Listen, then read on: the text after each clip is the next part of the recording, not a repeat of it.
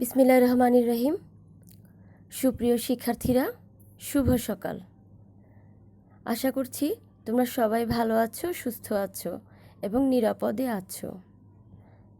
আজকে আমি তোমাদেরকে প্রাথমিক বিজ্ঞান পড়াবো। তোমরা প্রাথমিক বিজ্ঞান বই নাও এবং সাথে লেসন প্ল্যান, খাতা, কলম নিয়ে বসো। ঠিক আছে? আমাদের বার্ষিক পরীক্ষাতে অধ্যায় আছে 11 এবং 12 আর তৃতীয় শ্রেণী অভিক্ষার পুনরালোচনা। ঠিক আছে, আজকে আমরা অধ্যায় 11 নিয়ে আলোচনা করব আমি। তোমরা তাহলে অধ্যায় 11তে চলে যাও, পৃষ্ঠা নং 69। আমাদের পাঠের বিষয় তথ্য ও যোগাযোগ। আমি প্রথমে তোমাদেরকে রিডিং পড়িয়ে দিচ্ছি, তোমরা বাসায় ভালোভাবে রিডিং পড়ে নেবে। তথ্য সংগ্রহের উপায়সমূহ। তথ্য হচ্ছে কোনো ব্যক্তি, বস্তু বা ঘটনা সম্পর্কে জ্ঞান। যোগাযোগের মাধ্যমে আমরা তথ্য পেয়ে থাকি। প্রতিদিন আমরা অনেক ধরনের তথ্য পেয়ে থাকি, যেমন বিভিন্ন ঘটনার তথ্য, আবহাওয়ার তথ্য, বিদ্যালয়ে নানা প্রকার নোটিশ ইত্যাদি। এবং আমরা কিভাবে জানি পরীক্ষা কখন শুরু হবে, বিশ্বকাপ ক্রিকেটে কখন বাংলাদেশের খেলা হবে, আজকের আবহাওয়া কেমন হবে তা আমরা কোথা থেকে জানি, গরমের ছুটিতে কোথায় বেড়াতে পারি তার তথ্য আমরা কোথায় পাই। আচ্ছা, তাহলে আমরা তথ্য সম্পর্কে বিভিন্ন কিছু আমরা জানবো আজকে। তথ্য আমরা বিভিন্ন উৎস থেকে পেয়ে থাকি, যেমন টেলিভিশন, রেডিও, খবরের কাগজ এবং বই থেকে পাই। রেডিও বা টেলিভিশনে আমরা আবহাওয়ার তথ্য পাই। বিজ্ঞান এবং অন্যান্য বিষয়ের তথ্য আমরা পাঠ্যপুস্তক থেকে পাই। রেডিও, টেলিভিশন এবং এগুলো হচ্ছে তথ্য সরবরাহের মাধ্যম বা মিডিয়া। বিভিন্ন মানুষের সঙ্গে যোগাযোগ করেও আমরা তথ্য পেয়ে থাকি। আমরা মা বাবা অথবা সহপাঠীদের কাছ থেকে তাদের অভিজ্ঞতার কথা শুনি। কোনো সমস্যা সমাধানের জন্য আমরা শিক্ষকের নিকট প্রশ্ন করি। সমস্যা সমাধানের জন্য কখনো আমরা মা বাবাকেও প্রশ্ন করি। প্রযুক্তির উন্নতির ফলে আমরা আজকাল ইন্টারনেটের মাধ্যমে অনেক তথ্য পাচ্ছি। নতুন কিছু শিখতে হলে আমাদের তথ্য জানতে হবে। সঠিক সিদ্ধান্ত নেওয়ার জন্য প্রয়োজনীয় তথ্য জানা খুবই জরুরি। তথ্য জানার পাশাপাশি অন্যদের তা জানাতে হবে। বুঝতে পেরেছ? শুধু নিজে জানলে হবে না, অন্যদেরকে তথ্য জানাতে হবে। তুমি যদি ঘূর্ণিঝড়ের আশঙ্কার কথা জানতে পারো, তা অন্যদের জানাতে হবে। না জানালে ঘূর্ণিঝড়ে অনেক বেশি মানুষ ক্ষতিগ্রস্ত হবে। সুন্দর জীবনযাপনের জন্য আমরা সঠিক তথ্য নিজে জানবো এবং অন্যদেরও জানাবো। দেখো, তথ্য আদান প্রদান। মানুষ খবরের কাগজ, বই, রেডিও, টেলিভিশন, কম্পিউটার এরকম বিভিন্ন রকমের প্রযুক্তি উদ্ভাবন করেছে। এ সকল প্রযুক্তির মাধ্যমে আমরা তথ্য সংগ্রহ করি। প্রযুক্তি ব্যবহার করে আমরা মানুষের সঙ্গে যোগাযোগ করতে পারি। তথ্য আদান প্রদান। আচ্ছা, এই পৃষ্ঠা হয়েছে, এখন তোমরা 72-এ চলে যাও। তথ্য আদান প্রদানের প্রক্রিয়া হলো যোগাযোগ। আমরা নানাভাবে যোগাযোগ করতে পারি, যেমন কথা বলা, সংকেত দেখানো, অঙ্গভঙ্গি করা, চিঠি লেখা ইত্যাদি। অনেক আগে মানুষ ছবি আঁকা অথবা কথা বলার মাধ্যমে যোগাযোগ করত। অনেক দূরে থাকা লোকজনের সঙ্গে নিজে গিয়ে অথবা কাউকে পাঠিয়ে যোগাযোগ করত। কবুতরের সাহায্যে বার্তা পাঠিয়ে, ধোঁয়ার সংকেত দিয়ে, ঢোল বাজিয়েও যোগাযোগ করা হতো। তথ্যের আদান প্রদানের জন্য আমরা এখন প্রযুক্তি ব্যবহার করি। এখন আমরা খুব সহজে দূরের মানুষের সঙ্গে যোগাযোগ করতে পারি। দূরের কারোর সঙ্গে কথা বলার জন্য আমরা টেলিফোন বা মোবাইল ফোন ব্যবহার করি। ইন্টারনেট ব্যবহার করে ইমেলে তথ্য আদান প্রদান করি। চিঠি লিখেও লোকজনের সঙ্গে যোগাযোগ করা যায়। প্রযুক্তি যত উন্নত হবে, আমাদের জীবনযাত্রা তত সহজ হবে। তথ্য আদান প্রদানের জন্য যোগাযোগের প্রয়োজন। আচ্ছা, ঠিক আছে, তাহলে তথ্য আমাদের প্রাত্যহিক জীবনে খুবই প্রয়োজনীয়। এখন আমি তোমাদের শূন্যস্থান পূরণ পড়িয়ে দিচ্ছি, তোমরা খাতায় লিখে নাও। দেখো, টেলিভিশনের মতো তথ্য সরবরাহের যন্ত্রকে ড্যাশ বলা হয়। এটি হবে মাধ্যম। আমরা রিডিংয়ে পড়েছিলাম মাধ্যম বা মিডিয়া বলা হয়। তোমরা মাধ্যম লিখলেই হবে।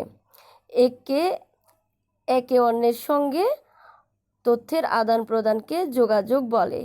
3, তথ্য হচ্ছে জ্ঞান যা আমরা যোগাযোগের মাধ্যমে পাই।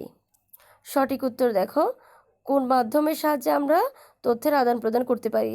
এটি হবে, সঠিক উত্তর হবে মোবাইল ফোন।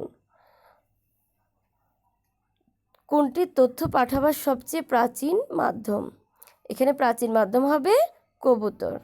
ঠিক আছে, এখানে দেখো প্রশ্নোত্তর এবং ডান বাম আছে। আমি ডান বামগুলি দেখো, তোমরা লেসন প্ল্যান হাতে নাও, একসাথে এখানে 2টি অধ্যায়ের মিলকরণ একসাথে দেওয়া আছে। দেখো আমি তোমাদেরকে পড়িয়ে দিচ্ছি। দেখিও শুনি হবে টেলিভিশন, খবর শুনি রেডিও। গ, খবর পড়ি খবরের কাগজ, কথা বলি টেলিফোন। কোনো ব্যক্তি, বস্তু বা ঘটনা সম্পর্কে জ্ঞান হলো তথ্য। চ, তথ্য আদান প্রদানের জন্য যোগাযোগের প্রয়োজন। ছ, কোনো এলাকায় বসবাসরত লোকজনের সংখ্যাই ওই এলাকার জনসংখ্যা। বর্গীয় জ, 2011 সালের হিসাব অনুযায়ী বাংলাদেশের জনসংখ্যা প্রায় 15 কোটি। আমরা খাদ্য পাই উদ্ভিদ বা প্রাণী থেকে। ইয়, আমরা পানি পাই বৃষ্টি ও নদী থেকে। আমাদের বস্ত্র তৈরি হয় পাট ও তুলা থেকে। উদ্ভিদ, প্রাণী, মাটি ও পানি সবই প্রাকৃতিক সম্পদ। জনসংখ্যা দিন দিন বৃদ্ধি পাচ্ছে। যোগাযোগের মাধ্যম, আমরা তথ্য পেয়ে থাকি। যোগাযোগের মাধ্যমে আমরা তথ্য পেয়ে থাকি। প্রাণীর চামড়া, জুতা, ব্যাগ এবং বেল্ট তৈরি হয়। দেখো এক কথায় এখানে প্রশ্নোত্তরগুলি আছে। এখানে কিন্তু খেয়াল করো, এখানে অধ্যায় 11 এবং 12 এবং পুনরালোচনা সহ আছে, এখানে একসাথে আছে। আমি এখন পড়িয়ে দিচ্ছি, পরে আবারও তোমাদের রিভিশনে যাবে। ক, তথ্য কি? তথ্য হচ্ছে কোনো ব্যক্তি, বস্তু বা ঘটনা সম্পর্কে জ্ঞান। খ, প্রযুক্তির উন্নতির ফলে আমরা কিভাবে তথ্য জানতে পারি? উত্তর, প্রযুক্তির উন্নতির ফলে ইন্টারনেটের মাধ্যমে আমরা তথ্য জানতে পারি। গ, প্রযুক্তি যাতায়াতকে কিভাবে সহায়তা করে? উত্তর, সাইকেল, মোটরগাড়ি, বাস, উড়োজাহাজ ইত্যাদি প্রযুক্তি আমাদের যাতায়াতে সহায়তা করে। ঘ, স্কুলে না যাওয়ার সঠিক সিদ্ধান্ত তুমি কখন নেবে? স্কুলে না যাওয়ার সঠিক সিদ্ধান্ত নেব যখন আমি স্কুল বন্ধ থাকার তথ্য জানব। ও, তথ্য পাওয়ার কয়েকটি উৎসের নাম লিখো। তথ্য পাওয়ার বিভিন্ন উৎস যেমন টেলিভিশন, রেডিও, খবরের কাগজ এবং বই থেকে পেয়ে থাকে। ঠিক আছে, এখন দেখো আরও আছে তোমাদের ছোট প্রশ্ন। নতুন কিছু শিখতে হলে আমাদের কি জানতে হয়? উত্তর, নতুন কিছু শিখতে হলে আমাদের তথ্য জানতে হয়। ছ, কি ব্যবহার করে আমরা মানুষের সাথে যোগাযোগ করতে পারি? প্রযুক্তি ব্যবহার করে আমরা মানুষের সাথে যোগাযোগ করতে পারি। বর্গীয় জ, দূরের কারো সঙ্গে কথা বলার জন্য আমরা কি ব্যবহার করি? দূরের কারো সঙ্গে কথা বলার জন্য আমরা টেলিফোন বা মোবাইল ফোন ব্যবহার করি। ঝ, আমাদের জীবনযাত্রা কিভাবে সহজ হবে? প্রযুক্তির যত উন্নয়ন হবে আমাদের জীবনযাত্রা ততই সহজ হবে। ইও, তথ্য জানার পাশাপাশি কি করতে হবে? তথ্য জানার পাশাপাশি অন্যদের তথ্য জানাতে হবে। মানুষের বেঁচে থাকার জন্য খাদ্যের পাশাপাশি আর কি প্রয়োজন? মানুষের বেঁচে থাকার জন্য খাদ্যের পাশাপাশি পানি, বস্ত্র, বাসস্থান, চিকিৎসা ইত্যাদি প্রয়োজন। ঠ, 2011 সালের হিসাব অনুযায়ী বাংলাদেশের বসবাসরত লোকসংখ্যা কত? 2011 সালের হিসাব অনুযায়ী বাংলাদেশের বসবাসরত লোকসংখ্যা 15 কোটি। জনসংখ্যা কাকে বলে? কোনো এলাকার বসবাসরত লোকজনের সংখ্যাকে ওই এলাকার জনসংখ্যা বলে। ঢ, বস্ত্র তৈরিতে কি ব্যবহার করা হয়? উত্তর, বস্ত্র তৈরিতে পাট, তুলা ব্যবহার করা হয়। মূর্ধন্য, প্রাকৃতিক পরিবেশ কাকে বলে? উত্তর, প্রাকৃতিক সম্পদ দ্বারা গঠিত পরিবেশকে প্রাকৃতিক সম্পদ বলে। তো প্রাকৃতিক সম্পদ কি? 3টি উদাহরণ দাও। প্রকৃতিতে বিদ্যমান বিভিন্ন প্রয়োজনীয় উপাদানকে প্রাকৃতিক সম্পদ বলে, যেমন পানি, মাটি, উদ্ভিদ এবং ইত্যাদি। প্রাকৃতিক পরিবেশ প্রধানত কে ধ্বংস করে? প্রাকৃতিক পরিবেশ প্রধানত মানুষ ধ্বংস করে। ঘরবাড়ি ও দালান তৈরিতে কি ব্যবহার হয়?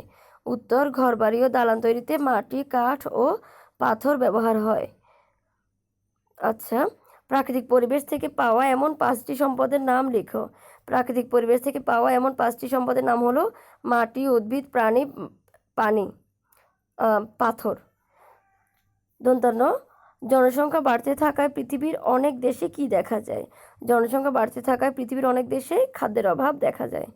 দেখো, এখন এখানে 11 অধ্যায়ের বড় প্রশ্ন আছে, রচনামূলক প্রশ্নোত্তর। আমি তোমাদেরকে পড়িয়ে দিচ্ছি। 1, তথ্যের 5টি উৎসের নাম লিখো। দূরে বসবাসরত লোকজনের কাছে আমরা তথ্য পাঠাবো কিভাবে? তথ্যের 5টি উৎসের নাম হলো টেলিভিশন, রেডিও, খবরের কাগজ, ইন্টারনেট, বই। দূরে বসবাসরত লোকজনের কাছে আমরা তথ্য পাঠাবো যেভাবে: টেলিফোন বা মোবাইল ফোনের মাধ্যমে, ইন্টারনেট ব্যবহার করে, ইমেলের মাধ্যমে, চিঠি লেখার মাধ্যমে। দেখো, 2 নাম্বার, তথ্য জানা এবং অন্যকে জানানো গুরুত্বপূর্ণ কেন? তথ্য জানা এবং অন্যকে জানানো গুরুত্বপূর্ণ কারণ নতুন কিছু শিখতে, সঠিক সিদ্ধান্ত নেওয়ার জন্য ও প্রয়োজনীয় তথ্য জানা খুবই জরুরি। তবে অনেক সময় তথ্য নিজে জানার পাশাপাশি অন্যদেরকেও জানাতে হবে। যেমন ঘূর্ণিঝড় সহ বিভিন্ন দুর্যোগের কথা যদি আমরা জানতে পারি তাহলে তা অন্যদেরকেও জানাতে হবে।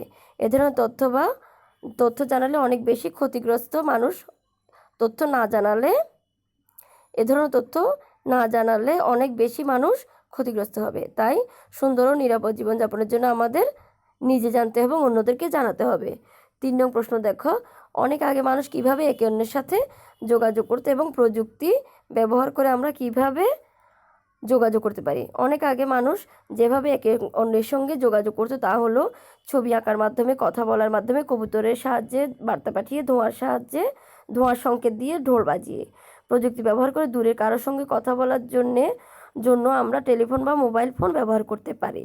ইন্টারনেট ব্যবহার করে ইমেলে তথ্য আদান প্রদান করতে পারি। এছাড়া চিঠি লিখে বা SMS এর মাধ্যমে আমরা বন্ধুবান্ধব ও আত্মীয় স্বজনের সাথে যোগাযোগ করতে পারি।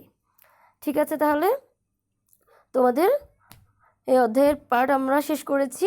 তোমাদের বাড়ির কাছে আমি বলে দিচ্ছি, সংক্ষিপ্ত প্রশ্ন তো যা পড়িয়েছি 2টো অধ্যায়ের একসাথে তোমরা সুন্দর করে SW খাতায় লিখে ফেলবে। ঠিক আছে, তোমাদের বাড়ির কাজ থাকবে সংক্ষিপ্ত প্রশ্নোত্তর। যখন বলা হবে তখন তোমরা PDF করে গ্রুপে জমা দিবে। তাহলে আজ এ পর্যন্তই। তোমরা ভালো থেকো, সুস্থ থেকো। আল্লাহ হাফেজ।